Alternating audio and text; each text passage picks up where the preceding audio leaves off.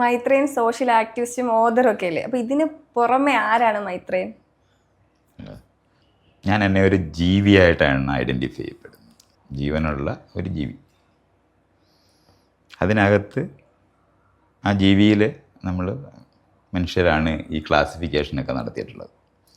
മനുഷ്യരാണ്, പട്ടിയാണ്, പൂച്ചയാണ് എന്നൊക്കെ പറയുന്ന എല്ലാ പേരും ഇട്ടിരിക്കുന്ന മനുഷ്യരാണ്. അപ്പോൾ അതിനകത്ത് മനുഷ്യ കൂട്ടത്തിൽ അതിനകത്ത് പെടുമ്പോൾ പിന്നെ നമ്മളെ ഐഡൻറ്റിഫൈ ചെയ്യുന്നത് സംസാരിക്കുന്ന ഭാഷയായിട്ട് ബന്ധപ്പെട്ട്. ആ ഭാഷയായിട്ട് ബന്ധപ്പെട്ട് നോക്കുമ്പോൾ ഞാൻ മലയാളം സംസാരിക്കുന്നതുകൊണ്ട് മലയാളിയാണ്. അതുകൊണ്ട് മലയാളം സംസാരിക്കുന്ന പ്രദേശത്തിനെ നമ്മൾ കേരളം എന്ന് വിളിക്കുന്നതുകൊണ്ട് കേരളീയനാണ്. ആ കേരളീയനായിരിക്കുന്ന ആൾ എവിടെയെങ്കിലും ജനിക്കേണ്ടതുണ്ട്. അതുകൊണ്ട് കൊല്ലം ജില്ലയിലാണ് ജനിച്ചത്. അവിടെ ഒരു വീട്ടിൽ പിന്നെ നമ്മൾ പറയാൻ പുരുഷനാണോ സ്ത്രീയാണോ എന്ന് ചോദിക്കും. അപ്പോൾ പുരുഷന്മാരുടെ കൂട്ടത്തിൽ പെടുന്ന ആളാണ്. അപ്പോൾ ഇതെല്ലാം നമ്മുടെ ജീവിതത്തിൻ്റെ ഭാഗമായിട്ട് പല ഐഡൻറ്റിറ്റികൾ, നമ്മൾ വ്യത്യസ്തമായ ഐഡൻറ്റിറ്റികളുണ്ടാകും നമുക്ക്. ഇതെല്ലാം കൂടെ ചേർന്നിട്ടാണ്. ഇപ്പോൾ അതേ സമയത്ത് തമിഴ്നാട്ടുകാരൻ്റെ മുന്നിൽ ഞാൻ മലയാളിയാവും, ശ്രീലങ്കക്കാരനോട് ഞാൻ ഇന്ത്യക്കാരനാവും, യൂറോപ്പിൽ ചെല്ലുമ്പോൾ ഏഷ്യക്കാരനാവും. ഭൂമിയിലാണെങ്കിൽ നമ്മൾ മറ്റ് ജീവികളുടെ മുന്നിൽ മനുഷ്യരാകും. അങ്ങനെ പല ഐഡൻറ്റിറ്റി ഒരേ സമയത്തുള്ളവരാണ് നമ്മളെല്ലാം. വീട്ടിനകത്ത് ചേട്ടനാവും, അനിയനാവും, സഹോദരനാവും, സഹോദരി, ഇങ്ങനെ പലതരത്തിൽ ഐഡൻറ്റിറ്റികൾ ഒരു ചേർന്ന ഒരാളാണ്. ഇതെല്ലാമാണ് ഈ പറയുന്ന സാധാരണ കാണുന്നതിൽ കവിഞ്ഞ് എന്ന് പറയുന്നത്. ശരിക്കും പറഞ്ഞാൽ ആയിരക്കണക്കിന് ഐഡൻറ്റിറ്റികളുമായിട്ട് നിൽക്കുന്ന ഒരു വ്യക്തി. അങ്ങനെയാണ്. ഞാൻ മൈത്രേയനെ പറ്റി കൂടുതൽ മനസ്സിലാക്കാൻ ശ്രമിച്ചപ്പോഴേ എനിക്ക് മനസ്സിലായത് കാലത്തിന് മുമ്പേ സഞ്ചരിച്ച ഒരു വ്യക്തിയായിട്ടാണ്. ഇപ്പം പണ്ടത്തെ കാലത്ത് ആൾക്കാരുടെ ചിന്താഗതിയൊക്കെ ഭയങ്കര വ്യത്യസ്തമല്ലേ, ഇടുങ്ങിയ ചിന്താഗതി എന്നൊക്കെ തന്നെ പറയാം. അപ്പം ആ സമയത്ത് മൈത്രേയൻ്റെ ഈ ഐഡിയോളജിയൊക്കെ ഈ കൂട്ടുകാരുടെ ഇടയ്ക്കും ഫാമിലിയുടെ ഇടയ്ക്കൊക്കെ അവർക്ക് മനസ്സിലാവുന്നുണ്ടോ, അതോ അവരിങ്ങനെ മാറ്റിയൊക്കെ നിർത്തിയിട്ടുണ്ടോ? കുറച്ചുണ്ട്. നമ്മളിപ്പോൾ പൊതുധാരയ്ക്കകത്തുനിന്ന് വ്യത്യസ്തമായിട്ട് ചിന്തിക്കുകയും മനസ്സിലാക്കുകയൊക്കെ ചെയ്യുമ്പോൾ സ്വാഭാവികമായിട്ട് കുറച്ച് അന്യപ്പെടും. പക്ഷേ ചിന്തിക്കുന്ന എല്ലാ മനുഷ്യരും നമ്മൾ ചിന്തിക്കുന്ന പോലുള്ള കുറേ ഏരിയകൾ ചിന്തിക്കുന്നുണ്ടാവും. നിങ്ങൾ പഠിച്ചിരുന്ന ക്ലാസ്സിൽ എല്ലാ കൂടെ ഉണ്ടായിരുന്ന് പഠിച്ചിരുന്നവരെല്ലാവരും കൂട്ടുകാരാണോ? കുറച്ച് പേരല്ലേ ഉള്ളൂ. അങ്ങനെയാണ് നമ്മളെല്ലാവരും.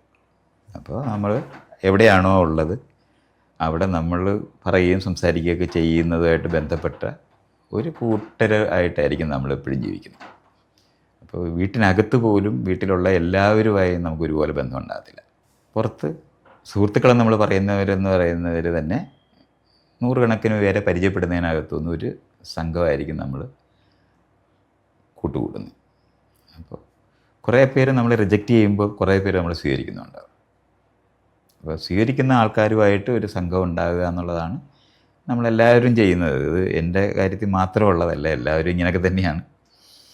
അപ്പോൾ അതുകൊണ്ട് റിജക്റ്റ് ചെയ്യപ്പെടുന്ന എന്ന് പറഞ്ഞാൽ ഉപേക്ഷിക്കപ്പെട്ട് നമ്മളായിട്ട് സഹകരിക്കാത്ത ഒരു വിഭാഗം മനുഷ്യരെപ്പോഴും ഉണ്ടാകും. അതെല്ലാവരുടെയും കാര്യത്തിലും അങ്ങനെയൊക്കെ തന്നെയായിരിക്കും. പിന്നെ നമ്മൾ ജീവിക്കുന്ന കാര്യങ്ങൾ ഉറക്കെ പറയുക എന്ന് പറയുന്നതിന് വ്യത്യാസം ഉണ്ടാക്കും. അപ്പോൾ സഹകരിക്കുന്നവരും ഉപേക്ഷിക്കുന്നവരുമായ ആൾക്കാരുടെ വിഭജനം എപ്പോഴും നമ്മുടെ ജീവിതത്തിലെല്ലാം ഉണ്ടാകും. അതെൻ്റെ ജീവിതത്തിനകത്തും ഉണ്ടായിരുന്നു. അത്രയേ ഉള്ളൂ. ഈ നോർമലായിട്ടുള്ള ആൾക്കാർ ചിന്തിക്കുന്നതിൽ നിന്നും വ്യത്യസ്തമായിട്ട് എപ്പോഴാണ് മൈത്രേയൻ ചിന്തിക്കാൻ തുടങ്ങിയത്? നമ്മൾ ഈ നോർമൽ എന്ന് പറയുന്നത് എന്താ? നമ്മുടെ സമൂഹത്തില് നോർമൽ അല്ല, ഈ സമൂഹത്തിലെ എല്ലാവരുടെയും ഒരു ചിന്തയുണ്ടല്ലോ, നമ്മൾ അടിച്ചേൽപ്പിക്കുന്ന ഓരോ ചിന്തകളൊക്കെ ഉണ്ടല്ലോ. അല്ല, സത്യത്തിൽ നമ്മൾ അത് വെറുതെ അങ്ങ് പറയുന്നതേ ഉള്ളൂ. ഈ സമൂഹത്തിനകത്ത്, നമ്മളിപ്പോൾ അനുഭവിക്കുന്ന സമൂഹത്തിനകത്ത് പലതരത്തിലുള്ള വ്യത്യസ്തതകളുള്ള മനുഷ്യരല്ലേ ഉള്ളൂ. പരസ്പരം കണ്ടാൽ വീട്ടിൽ കയറാത്ത മനുഷ്യരൊത്തിരിയില്ലേ, കയറ്റാത്ത മനുഷ്യരില്ലേ, പരസ്പരം വിവാഹം കഴിക്കാൻ അനുവദിക്കാത്ത മനുഷ്യരില്ലേ. അതേപോലെ തന്നെ വ്യത്യസ്തമായ രാഷ്ട്രീയ ബോധമുള്ളവരില്ലേ. അപ്പോൾ സമൂഹം എന്ന് പറയുമ്പോൾ വളരെ വ്യത്യസ്തമായ ധാരാളം മനുഷ്യർ ചേർന്ന് നിൽക്കുന്നതിനെയാണ്. അപ്പോൾ അതിനകത്ത് എവിടെയാണ് നമ്മൾ ഈ പറയുന്ന നോർമൽ? അത് വെറുതെ അങ്ങ് പറയുന്നെന്നുള്ളതേ ഉള്ളൂ. ഞാൻ നോർമലാണ്, മറ്റുള്ളവരങ്ങനെ അല്ല എന്ന് പറയുന്ന അർത്ഥമേ ഉള്ളൂ. പക്ഷേ നിങ്ങൾ നോർമൽ അല്ലെന്ന് പറയുന്ന ഒത്തിരി പേരുണ്ടാവും. അപ്പോൾ അതുകൊണ്ട് നമ്മൾ അങ്ങനെ അങ്ങ് മനസ്സിലാക്കിയാൽ മതി. അല്ലാതെ നമ്മൾ വിചാരിക്കുന്ന പോലെ വ്യക്തിപരമായി എനിക്ക് മാത്രം എന്തോ ഉണ്ടാകുന്ന കാര്യമൊന്നുമല്ല. എല്ലാ വീടിൻ്റെ വാതിലടച്ച് അകത്തിരിക്കുന്ന ആളുകളല്ല പുറത്ത് ഇറങ്ങി വേണ്ടുന്നത്. അപ്പോൾ പല ജീവിതങ്ങൾ നയിക്കുന്നവർ തന്നെയാണ് നമ്മളെല്ലാവരും. പുറത്ത് പോയി പറഞ്ഞുകൂടാ. അതുപോലെ തന്നെ പുറത്തോട്ട് ഇറങ്ങുമ്പോൾ നമ്മൾ വേഷമൊക്കെ മാറത്തില്ലേ. അപ്പോൾ നമ്മൾ ഒരുങ്ങിയാണ് ഇറങ്ങുന്നത്. അപ്പം അവിടെ നമ്മൾ പ്രസൻറ്റ് ചെയ്യുന്നവരല്ല നമ്മൾ. അപ്പോൾ ഈ നോർമൽ എന്ന് പറയുന്നവർ പലതരത്തിൽ ജീവിക്കുന്നവർ തന്നെയാണ്. അല്ലാതെ അങ്ങനെ ഒരു നോർമൽസി ഒന്നുമില്ല. അങ്ങനെ ഇല്ലാത്ത സമൂഹമാണ്. ഇത് തിരിച്ചറിയുന്ന കാരണം കൊണ്ടാണ് നമുക്ക് വ്യത്യസ്തമായിട്ട് ആ ആളുകളാരും അവർ പറയുന്നത് പോലെയോ അല്ലെങ്കിൽ അവർ അങ്ങനെയാണെന്ന് പറയുന്ന പോലെ ഒന്നും ആരും ജീവിക്കുന്നില്ലെന്നൊക്കെ നമുക്ക് കാണാൻ പറ്റും. നമ്മുടെ വീട്ടിൽ തന്നെ നമുക്ക് കാണാൻ പറ്റും. അമ്മയും അച്ഛനുമൊക്കെ മറ്റുള്ളവരോട് പെരുമാറുന്ന പോലെ ആയിരിക്കത്തില്ല നമ്മുടെ അടുത്ത് പെരുമാറുന്നത്. അപ്പോൾ ഇതൊക്കെ നമ്മളെല്ലാവരും കാണുന്നതാണ്. അതുകൊണ്ട് ഈ നോർമൽ എന്ന് പറഞ്ഞാൽ അത് ഒരു സങ്കല്പം മാത്രമാണ്. ഇങ്ങനെ വ്യത്യസ്തമായിട്ട് ചിന്തിക്കാൻ തുടങ്ങിയത് കുട്ടിക്കാലം മുതലേ എങ്ങനെയായിരുന്നു? അതെനിക്ക് വ്യക്തമായിട്ട് എനിക്ക് പറയാൻ കഴിയില്ല. കാരണം കുട്ടിക്കാലത്തൊക്കെ നമ്മൾ എന്തായിരുന്നു എന്നുള്ളത് മറ്റുള്ളവരാണ് നമ്മളെപ്പറ്റി പറയുന്നത്. എങ്കിലും ഞാൻ വ്യത്യസ്തമായിട്ട് ചിന്തിക്കുന്നു എന്ന് എൻ്റെ കൂട്ടുകാരായിരിക്കുന്ന ആൾക്കാർ ചില സമയമൊക്കെ പറയുമ്പോൾ പ്രീഡിഗ്രി പഠിക്കുന്ന കാലത്താണെന്ന്, +2 ഇല്ല, പ്രീഡിഗ്രി എന്ന് പറയുന്നത്. ആ സമയത്ത് അങ്ങനെ ചില കൂട്ടുകാരൊക്കെ നമ്മൾ വ്യത്യസ്തമായിട്ടാണ് പറയുന്നതെന്ന് പറയുന്ന കുറേ കാര്യങ്ങൾ പറയാറുണ്ടായിരുന്നു. പക്ഷേ എനിക്ക് തന്നെ ഒരു വ്യത്യസ്തമായിട്ട് ഞാൻ ചിന്തിക്കുന്നു എന്ന് തോന്നുന്നത് ഒരു BA പഠിക്കുമ്പോഴാണ്. അത് ഈ തത്വചിന്താപരമായിട്ടൊക്കെ ഉള്ള കാര്യങ്ങളൊക്കെ ക്ലാസ്സിൽ പഠിപ്പിക്കുന്ന ചില അധ്യാപകരുണ്ട്. എൻ്റെ ജീവിതത്തിലാണെങ്കിൽ ഒരു മുരളീധര മേനോൻ എന്ന് പറയുന്ന ഒരാൾ BA പഠിപ്പിക്കുന്ന അദ്ദേഹം ഡ്രാമയായിരുന്നു പഠിപ്പിക്കുന്നത്. ആ ഡ്രാമ പഠിപ്പിക്കുന്ന സമയത്ത് അദ്ദേഹം ഈ ഷേക്സ്പിയറുടെ ഡ്രാമയൊക്കെ പറയുമ്പോഴും അതിനകത്ത് ചില തത്വചിന്താപരമായിട്ടുള്ള വരികൾ വരും. അപ്പോൾ ഇയാളതങ്ങനെ സംസാരിക്കുമ്പോൾ ഭയങ്കരമായിട്ടിങ്ങനെ സംസാരിക്കും. അപ്പോൾ നമ്മളത് അതുവരെ കേട്ടിട്ടില്ലാത്ത നിലവാരത്തിലെ ജീവിതത്തിനെ കാണുന്ന ഒരു സ്ഥലമാണ്. അപ്പോൾ അങ്ങനെയൊക്കെയുള്ള വ്യത്യാസങ്ങൾ ആരംഭിക്കുന്നുണ്ട്.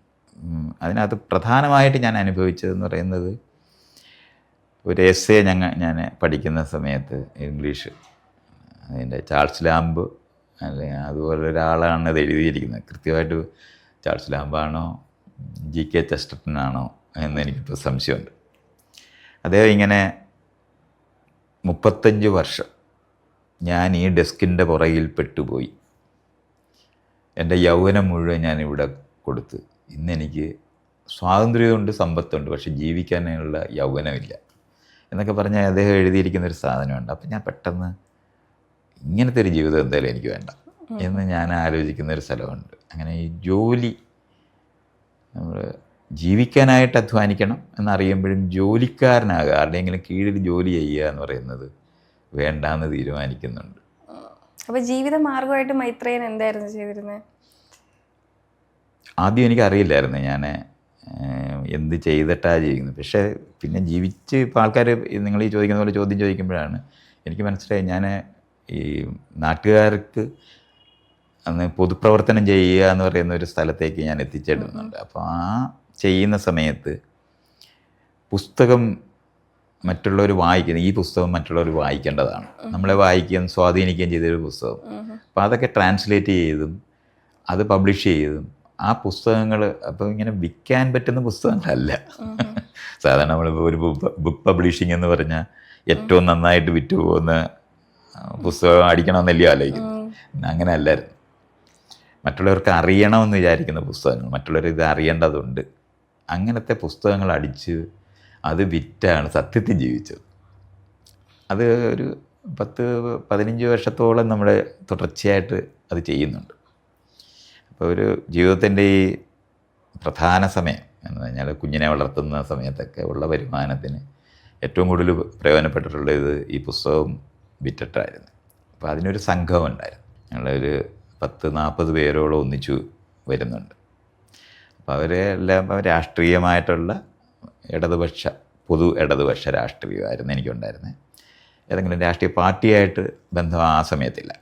പക്ഷേ നാട്ടിനകത്തെ ആൾക്കാരെല്ലാവരും ഈ പരസ്പരം അടിക്കരുത്, ഉപദ്രവിക്കരുത്, അങ്ങനെ ഒന്നിച്ച് ജീവിക്കണം എന്നൊക്കെ ആഗ്രഹിക്കുന്ന നിലവാരത്തിലുള്ള അവരറിയേണ്ടതാണെന്ന് വിചാരിക്കുന്നതായിട്ടുള്ള പുസ്തകങ്ങളെല്ലാം നമ്മൾ പബ്ലിഷ് ചെയ്യുക എന്നുള്ളതായിരുന്നു. ഒരു 10-20 പുസ്തകത്തോളം നമ്മൾ പബ്ലിഷ് ചെയ്തിട്ടുണ്ട്. അപ്പോൾ അത് ഞാനിത് പറയുമ്പോൾ ഞാനിത് വിറ്റ് ജീവിക്കുക എന്ന് പറയുന്ന യുക്തിയില്ല, എല്ലാവർക്കും എത്തിച്ചു കൊടുക്കുക എന്ന് പറയുന്ന യുക്തിക്കകത്തായിരുന്നു. പക്ഷെ അത് കാരണം കൊണ്ട് വരുമാനം പക്ഷേ ഉണ്ടായത് അതിൽ നിന്നാണ്.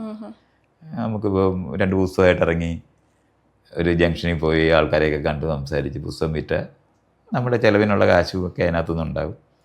അപ്പോൾ അതൊരു വലിയൊരു എഫർട്ടായിരുന്നു അന്ന്. ഞങ്ങൾ പുസ്തക പ്രസാധക സംഘം എന്ന് പറയുന്ന ഒരു സംഘമായിരുന്നു.